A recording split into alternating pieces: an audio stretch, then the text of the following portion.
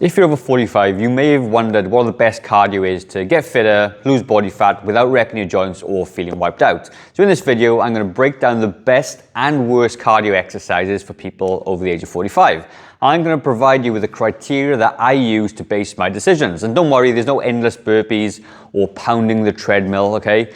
So if you haven't met yet, I'm Gavin. I co-own New Zealand's only fitness studio for people over the age of 40. I've spent the last 12 years or so helping people just like you stay strong, lose weight, and get fit. I've also lost 20 kilos or 44 pounds over the last 16 years, and I've kept that off. And I'm also currently training for Ironman. I've been doing triathlons for the last sort of 2.5 years. So when it comes to cardio, I know a little bit about it. But before we jump in, let's quickly define what makes a good cardio exercise and what doesn't. The first thing, it must burn a lot of calories for the effort that you put in, because if you do low level cardio activities, you don't burn a lot of calories, and you can spend an hour or two doing a whole bunch of cardio that doesn't really make an impact in your day.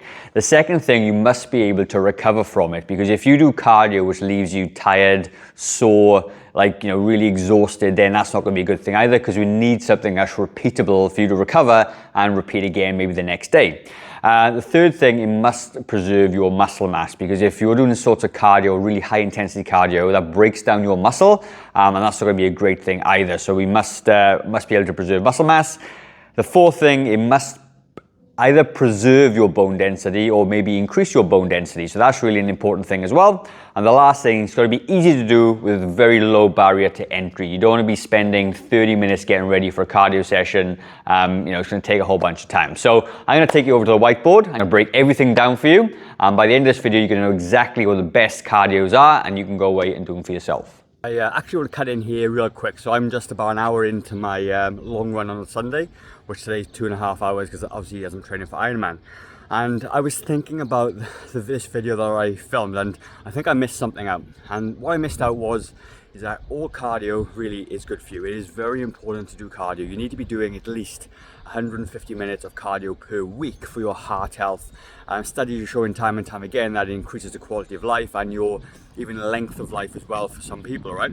So when I go through this tier list, I don't need to be discouraged, because if you think, like if I put something at the top, it's based on the criteria I'm about to set for you. But if you don't like doing that and you like to do the lower tier cardios, then please do those lower tier cardios. Don't be discouraged by this tier list. That's not what it's about. I'm part of a fitness journey and health journey is doing things that you like to do. So if you don't like walking, let's say, but you love to swim, then swim. And if you don't like cycling indoors and you like to e-bike, then e-bike. That's cool as well. I just had that thought. I wanted to share that with you before I jump into this. But cardio is good for you. You should be doing cardio. And if you're neglecting that, then obviously you should start doing it. But I just wanted to jump in, share my thoughts on that while I'm into my run. So I'll just get on with the video. Okay team, so we've got a sort of a tier board. S is super, A, B, C, D, E, F, G, just like you were obviously graded at school. So the exercises or cardio exercises I'm going to cover today is going to be like general ones, because I can't cover every single possible one. So we're going to go with walking, swimming, indoor cycling, running, elliptical trainers, low impact circuit training, dancing like Zumba, and e-biking. And the reason I picked those exercises is because they're the ones most commonly done by our clients at the gym, all right? So when we go through this, I'm gonna give you some ideas and screenshots of my own personal training to give you a really good example around how effective they are in terms of calorie burn and difficulty. On this side here, I've got my criteria. So we've got burning calories, recovery, preserve muscle mass, preserve bone density, and easy to do, low barrier to entry. Okay, so number one, we're going to go with walking. So the reason I've chose walking for the first go, is because it's a nice way to set the bar to all the other exercises. So for me, personally, if I do 1 hour of walking, I'll burn off 236 calories. Okay. Now, what that means is I can do it for an hour very, very easily. So if we tick these off, it gives me a very good calorie burn for the hour spent, and I'm only 77 kilos. So if you were, about 170 pounds or something, I think that is. So if you were heavier than me, you would burn more calories. These are based off my numbers, right? So it gives me a good opportunity to burn some calories. I can walk every single day for an hour. I can recover really, really well. It definitely helps you preserve muscle mass because it's quite low intensity, and it's going to preserve or increase my bone density as well in a nice safe way, because some of the best ways to improve bone density are to do load or weight bearing activities, right? And it's easy to start. You can just walk out your front door and do cardio. So with walking, I believe it's an S tier exercise, okay? So I'm gonna put walking in the S tier. Now, if you're somebody that is looking for a full walking plan where I break it down over 28 days, all you need to do is comment walking down below and I'll send that over to you absolutely free. It's one of my best downloaded guides so far. So go and check, or go comment walking and I'll send that across to you. So walking's in the bag. And then we got swimming. So I can leave a screenshot on here somewhere. And bearing in mind, I'm swimming about 3Ks 3 or 4 times a week at the moment, right? And I find swimming for a lot of people hard to do because you can't maintain it for a whole hour, right? So for me to do swimming, I can do a swim for 1 hour and I burn 800 calories off. So when we come to our criteria at the top, absolutely massive bang for my buck, 800 calories, okay? Now, can I recover from swimming? Absolutely. I can swim every single day because it's very easy on the joints and body. Will it preserve muscle mass? Absolutely it will. Will it preserve or increase bone density? Well, no, because it's not load bearing. I'm in the water supported, right? So I wouldn't put it there. And is it easy to start? And I'll actually say kind of on the fence, because to swim for an hour, you got to get to the pool, drive to the pool, then you got to get changed and get in the pool. So that 1 hour becomes maybe an hour and a half, all right? So for that reason, I'm going to put it somewhere down like a B tier, okay? Because although it ticks off a lot of these boxes, it is not that great for bone density and is not that easy to start. And a lot of people can't swim continuously for 1 hour as well. They end up doing a couple of lengths and they stop. So it means that your full hour is not as efficient or as effective as it could be. The next thing we're going to do is the next third activity that I do is indoor cycling on a Zwift or a Zwift. And it just means it's an e-trainer, if you like. You plug it in and you sit on the bike and it connects to the computer and you can do that, right? So number one, again, I'll put a screenshot up in the corner there. So for 1 hour of indoor cycling at 155 watts, which by the way is really challenging, it's actually your heart rate is right up there, okay, for me anyway. Does it burn calories? It burns about 544 calories off. So yes, that's a really good calorie burn on that. Can I recover from it? Probably not. I mean, I wouldn't want to do this every single day because it can be a little bit painful on the legs and sort of when you sit on the bike seat, it's not that comfortable, okay? So I would gain not really for recovery. Does it preserve muscle mass? A little bit, but because it's non-load bearing, it's not going to be as great. So I'm going to put a cross in there. Does it preserve muscle mass? Absolutely. It will definitely do that because it is sort of low impact cardio. Is it easy to start? And put a big cross in there because it's not. And the reality of it is, like the whole Zwift setup cost me nearly $1,000, okay? And it is very, very sort of hard to get that going, and to cycle at the intensity you need to burn a whole bunch of calories is not probably the best thing. People say do lots of biking, but what I see at the gym on the bikes and stuff that we got, people generally don't burn as high as 500 calories on the bike. So for that reason, I'm going to actually give it a D down the bottom here. Next cardio exercise we've got, which is very, very common, and that is running. So again, I'm going to use my own base, my measurements for this one. So in 1 hour, I can burn off 942 calories. That is a lot of calories, so it definitely ticks the calorie burn box right there. Can I recover from it? Absolutely not. There's no way I can run for an hour every single day. Certainly with my history of knee injuries, and I've got a bit of a hip thing going on right now, so it's not super comfortable.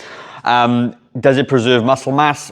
Nope, not at all. If you do long runs all the time, it's because it focuses on eccentric load, which is the force going into the muscle of the joint. A lot of eccentric loading can actually break down muscle mass. So this doesn't really preserve muscle mass.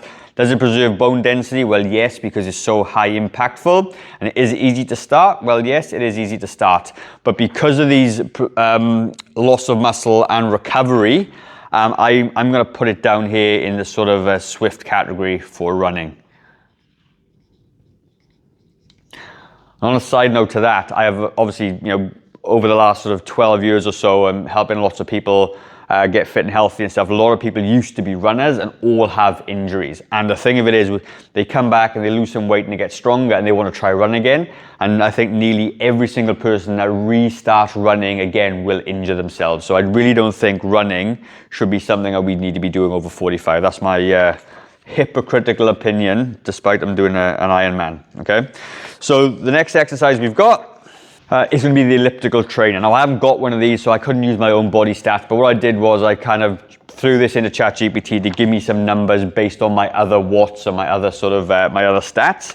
An elliptical trainer is a really good way to burn calories. So it gives you 449 calories burnt off in that way. And again, you think, does it help with recovery? I think it does. I think it's a very low impact sort of activity to help with recovery.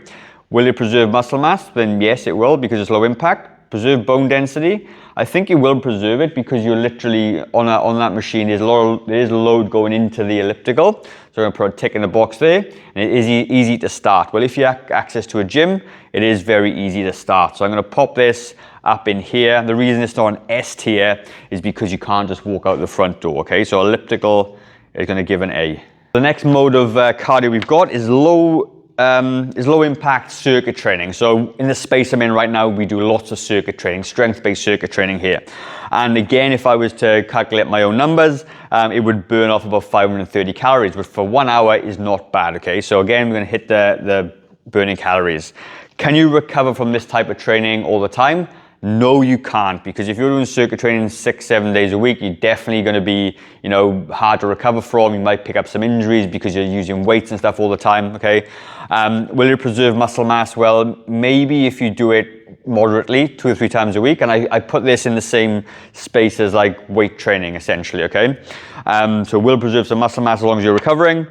Preserve bone density? Yes, it will. Is it easy to start? Well, it kind of is. If you've got a place to go, if you've got a place to exercise in your house, you can do circuit training. So in terms of all this stuff, where would I put it? I'd probably put this in the same category as swimming, right here. So circuit training. One thing I will say about circuit training though, is that because of the nature of it, you may do 30 seconds on, 30 seconds off, right? So when you are exercising like that, what it means is you're resting for half the time. Whereas when you're walking or swimming on the elliptical, you actually continue into exercise all the way through. And that's really important, because a lot of people think because they get their heart rate up, even in the rest periods, that they're burning calories. But if you don't move, you're not burning calories at all, okay? So even though like the apps and stuff will say is 500 calories per hour, it would be if I was continually exercising for an hour. But because I'm not, I may only be exercising for half the time. It may be 250 to 300 calories. That's really important to know, right? Just going to come down here into the B column there. So then we got things like Zumba or dancing, okay, really fantastic activities. And again, if I was going to be doing that, it would burn off maybe 400 calories. So yes, it's a good use of my time for burning calories. Can I recover from it? I mean, probably not. It's quite high impact, so therefore I'm not going to be able to recover super well. Will it preserve muscle mass? So it's kind of like the running scenario where you're doing the high impact cardio and Zumba and jumping around. So it's not going to preserve it, hold you by muscle mass. Bone density, yes. Easy to start, depends. I mean, you have to join a club or something. So let's just put maybe a tick there, or depends if you can dance or not. So with that in mind, okay, you get 3 out of 5 ticks. I'm going to put this in a C tier here, dancing. The last one I've got for you is e-biking. So a lot of people, when they come down and do consultations with me, will spend lots of time on the e-bike, and they think that because they're spending an hour e-biking, they're actually doing a lot of exercise. But to be honest with you, this is super low. If I was going to do e-biking, I'd be burning maybe only 200 calories off an hour for that, 245 or something, okay? And the thing of it is, I mean, it's in the same tier as walking, I suppose, in calorie burn, okay? So yes, it does burn some calories off. Can you recover? Yes. Will it preserve muscle mass? Not a chance, because you're using the motor. There's not a lot of effort from yourself going into it.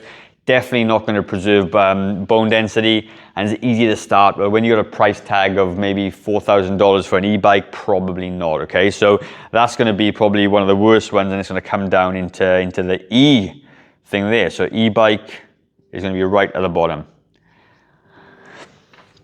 So when all said and done, I really like the walking and the ellipticals first as a really good form of cardio people over 40, because these are where you're going to have the least amount of risk. They're easy to start, they burn a bunch of calories off, they preserve muscle mass, they preserve bone density, and they're very easy to start as well. So I'm going to pop these in the top two there, right? And again, if you want to copy that walking guide, comment walk and I'll send it over to you. So as you can see, this is very much based on my opinion and based on what I deem to be important when it comes to cardio, because so many people come in and they do dancing and circuit training and running and things like that, and they end up getting injured. And if you can't continue to do this activity for a long period of time, then it's not going to be as beneficial for you. The whole name of the game is when you get over 40 and 45 is to be able to stay in fitness injury-free for a long, long time. And walking and elliptical is such a beautiful way to do it. You can get up in the morning, you can go straight out and you can walk around the block, and the fitter you get, the faster you can go, and you're going to hit every single thing going on there, right? So that is my video for today, how I would structure my opinion on the best cardio for people over 45 based on my experience. So if you like the video, let me know in the comments. I'm going to leave another video in the top left-hand corner there, which is about walking in particular. So head over to that video and I'll see you on the next one.